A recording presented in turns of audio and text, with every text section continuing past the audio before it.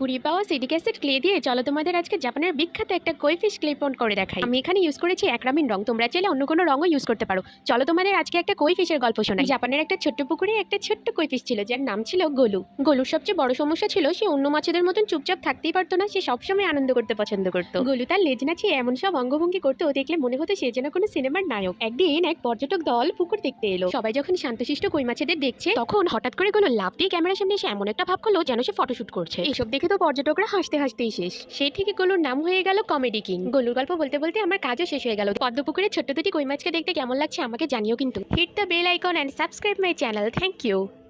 কুড়িয়ে পাওয়া সিডিক acid clay দিয়ে চলো তোমাদের আজকে জাপানের বিখ্যাত একটা কই ফিশ ক্লিপ অন করে দেখাই। আমি এখানে ইউজ করেছি অ্যাক্রামিন রং, তোমরা চাইলে অন্য কোনো রঙও ইউজ করতে পারো। চলো তোমাদের আজকে একটা কই ফিশের গল্প শোনাই। জাপানের একটা ছোট্ট পুকুরে একটা ছোট্ট কই ফিশ ছিল যার নাম ছিল গোলু। গোলুর সবচেয়ে বড় সমস্যা ছিল সে অন্য মাছেদের মতন চুপচাপ থাকতেই পারতো না, সে সবসময় আনন্দ করতে পছন্দ করতো। গোলু তার লেজ নাচিয়ে এমন সব অঙ্গভঙ্গি করতো দেখলে মনে হতো সে যেন কোনো সিনেমার নায়ক। একদিন এক পর্যটক দল পুকুর দেখতে এলো। সবাই যখন শান্তশিষ্ট কই মাছেদের দেখছে তখন হঠাৎ করে গোলু লাফ দিয়ে ক্যামেরার সামনে এসে এমন একটা ভাব করলো যেন সে ফটোশুট করছে। এসব দেখে তো পর্যটকরা হাসতে হাসতেই শেষ। সেই থেকে গোলুর নাম হয়ে গেল কমেডি কিং। গোলুর গল্প বলতে বলতে আমার কাজও শেষ হয়ে গেল। পদ্মপুকুরে ছোট্ট দুটি কই মাছকে দেখতে কেমন লাগছে আমাকে জানিও কিন্তু। Hit the bell icon and subscribe my channel. Thank you.